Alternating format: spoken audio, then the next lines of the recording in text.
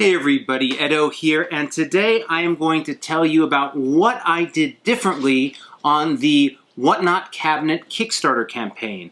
Now, actually, one of the things to start with, and I have a list here, but one of the things to start with is I've been very flexible with the launch date for the Whatnot Cabinet. We've been prepared now for a number of months, and really there have been a series of world events that have come up that have made me think about when and how to launch it. So as of right now, I think that I'll be launching it perhaps next Tuesday, but I'm not sure. I sort of want to watch and think about what's going on and sort of make the judgment call first with COVID-19 and then with all the protests. I think that it's just paying attention to the world because the world right now is significant, right? So, but I think while I've been flexible in the past, this is probably the point at which I've been the most like, yeah, just bump it, just bump it, just bump it, right? Like not just let everything be ready, have everything set up. You need to manage some of your partners in marketing, but I think that it's just a time when that kind of flexibility is important. So in terms of the actual campaign stuff, let's see here. And you know, like what I do with these videos, I'll do both what I did differently and sort of the same. You know, I continue to have a subject or subheader that has the player count. So this is a game of rare, unusual, and intriguing objects for 1 to 4 players. I think if your play count seems reasonable, it's worth calling out. And even if it's hyper-specific, like Skull Hollow, we called out that it was a 2-player game, right? So I still think that's a good place to ground your subheader. I know not everyone does it. For the image, it's pretty much the full cover box art for the Whatnot cabinet. I've seen a lot of different versions, but when it gets shrunk down into some of the smaller rectangles that Kickstarter uses and promotes, I feel like pretty much focusing on the key aspect of the box is good, and so I'm continuing to do that. At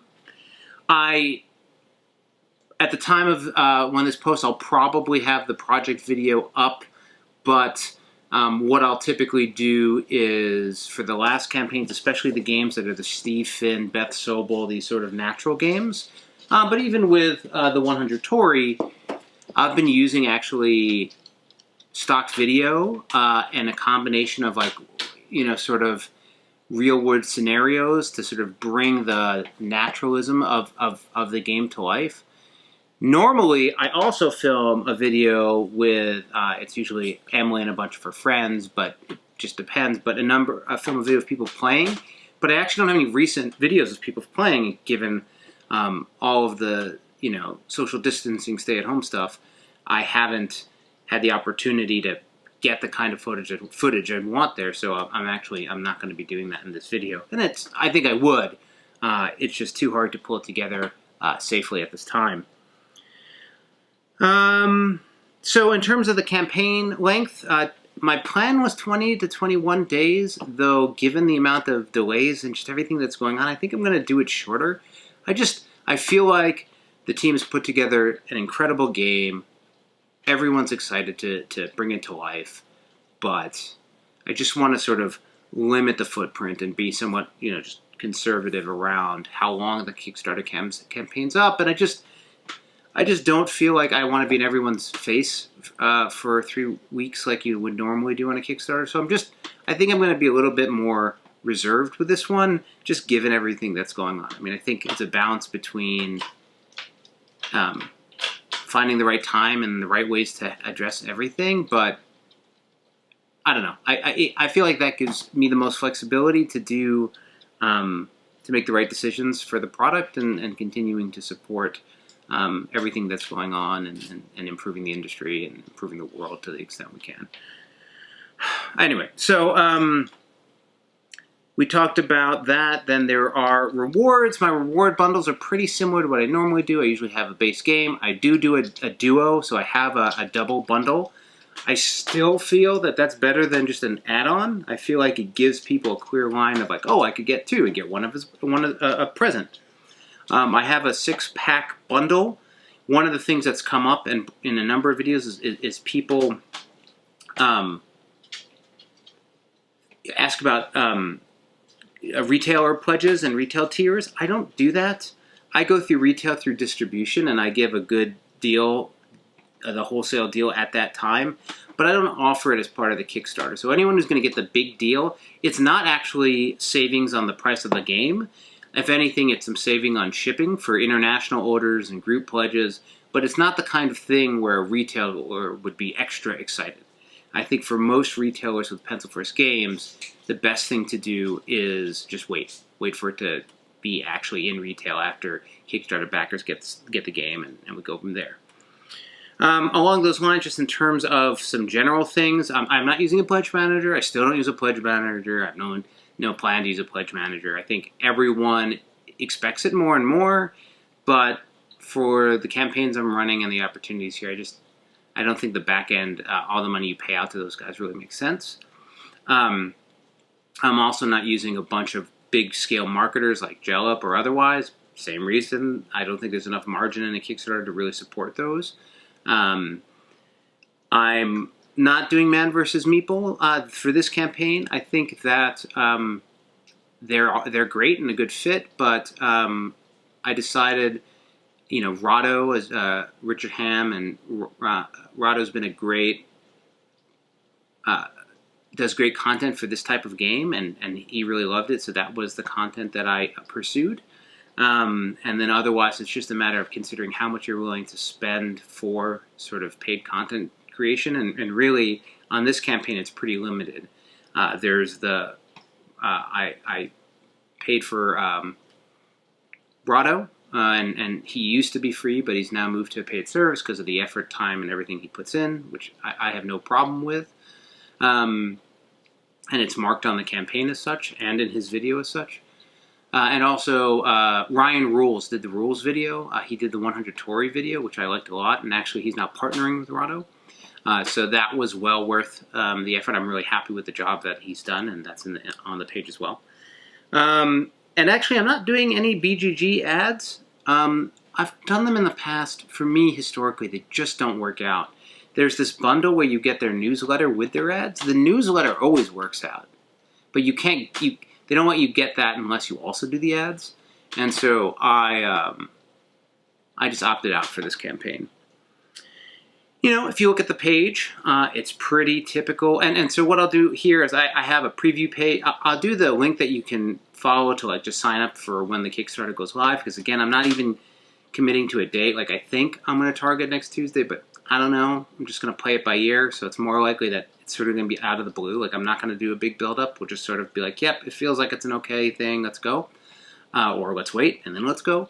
But underneath the click on for the reminder banner page, I'll also link the preview page. So if you're interested in how some of this manifests within the campaign, you can look at it.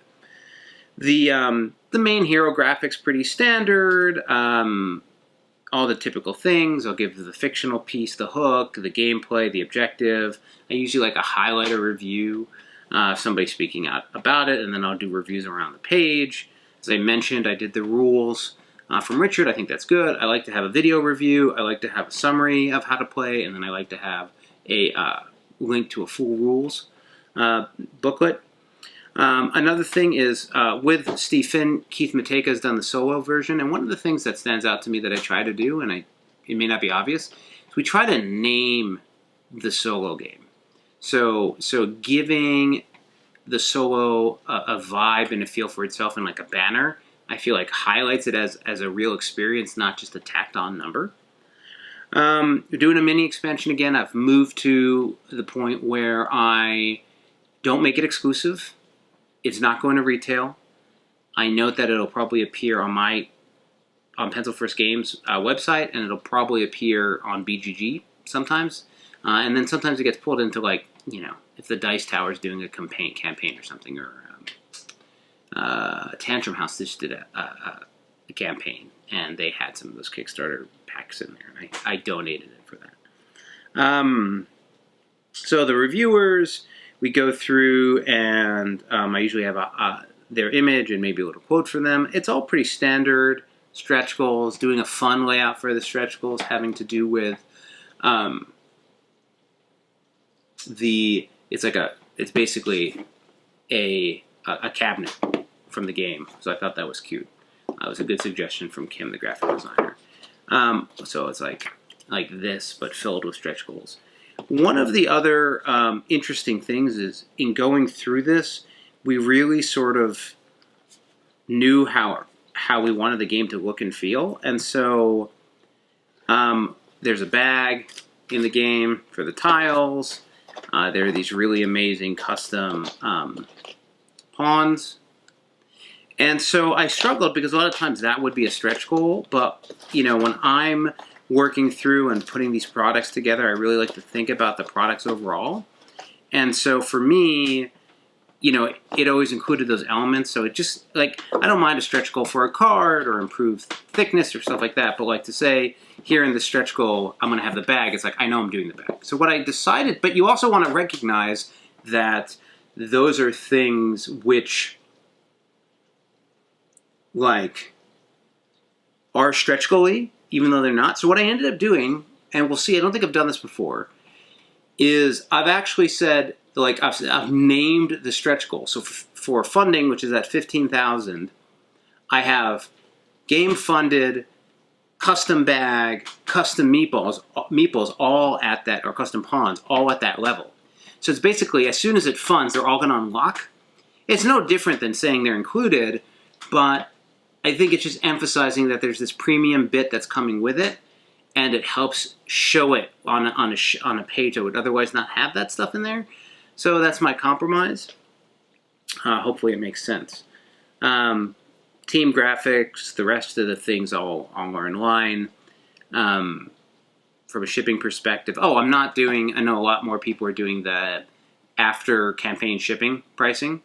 And obviously shipping prices are volatile, but boy, I'm still somebody, as a backer, I hate backing something and then finding out 6 months later or a year later that I still owe money on it. It just bothers me to no end. And so even if it's listed in the campaign, right, you just don't realize it, or you forget, and then you get a bill later.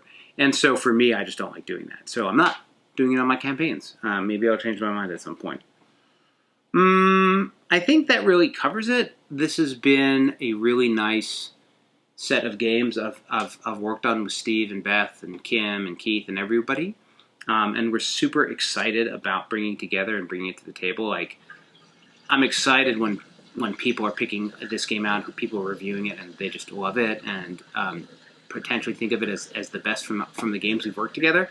I certainly enjoy it a lot. So again, the purpose of this video is just to give you some insight into the kinds of things I think about and work through as I'm doing these Kickstarters. I always like to see and watch what new things and new tactics people are using and what they're not using and how it's changing.